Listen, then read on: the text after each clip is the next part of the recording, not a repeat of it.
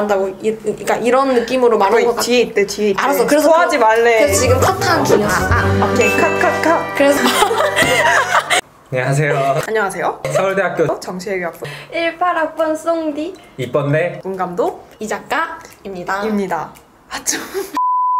국민들이 정부한테 하고 싶은 얘기가 있으면 그거를 홈페이지에 올리는 걸로 알고 있어요. 그리고 홈페이지가 파란색인 것도 알아요. 소통을 가능하게 하는 어떤 직접 민주주의의 장으로 이렇게 국민청원 제도를 했다고 알고 있고 30일 이내에 20만 명 이상이 동의를 할 경우 정부에서 대답을 해주는데 그게 SNS 라이브를 통해서 영상으로 답변을 내놓는다라고 알고 있고요. 그렇군.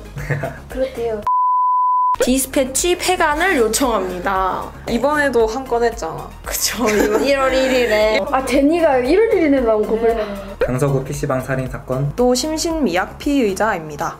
심신미약으로 인해서 사람들의 불만이 엄청 강했는데 공론화가 되어가지고 법으로 통과되었다는 점에서 근데 김성수법이 뭐예요? 기존에 그 심신미약 관련 규정은 그런 조건이 충족되면 감형해야 한다라고 되어 있었어요. 근데 이번 김성수법이 통과되면서 감형할 수 있다. 사법부의 권한을 조금 더 넓혀놓았다고 보시면 될 것 같아요. 여고생이 중고생 8명에게 관악산에 끌려가 집단 폭행을 당했습니다. 소년법 폐지 또는 개정 청원합니다. 근데 확실히 효과가 있다고 보는 게 국민의 의견을 직접 전달해 줄 수 있는 방법?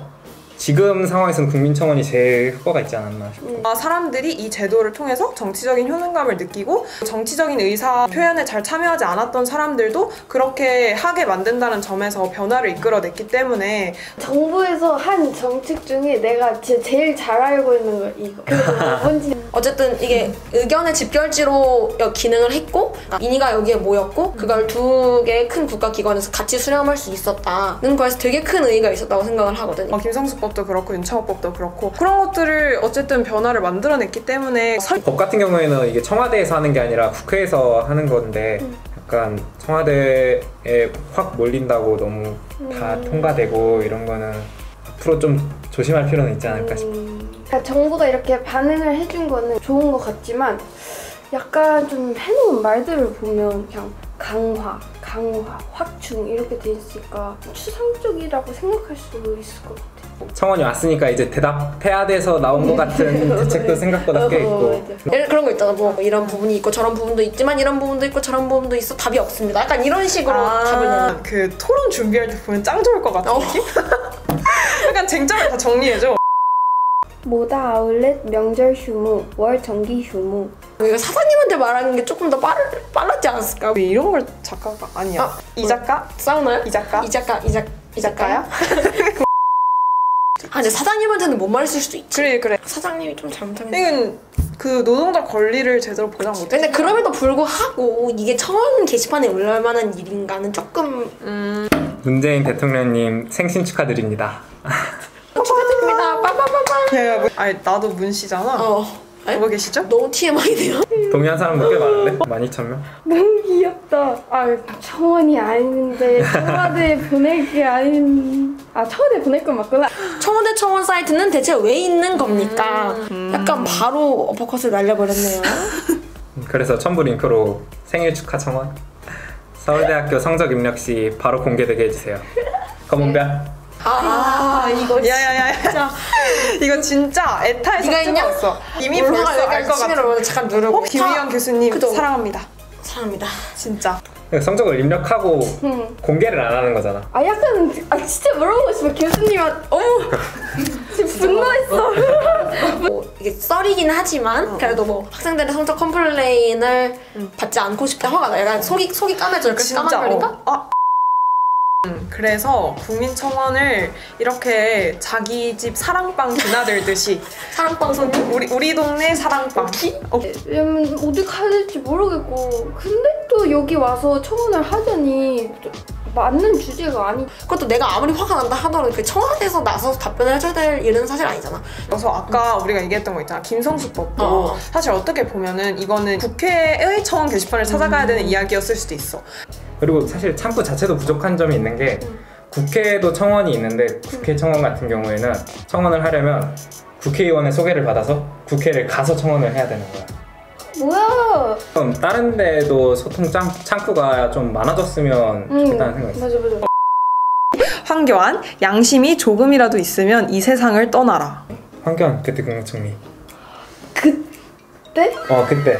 이거는 이거 읽으면 안 될 것 같은데 청원 내용은 여기에 너무... 뭐 욕도 있고 해서 자유한국당과 약속했다고 뻔뻔한 김태우는 국민 배신원도 참석시켜 사형시키자. 이번에는 사형까지 나왔습니다.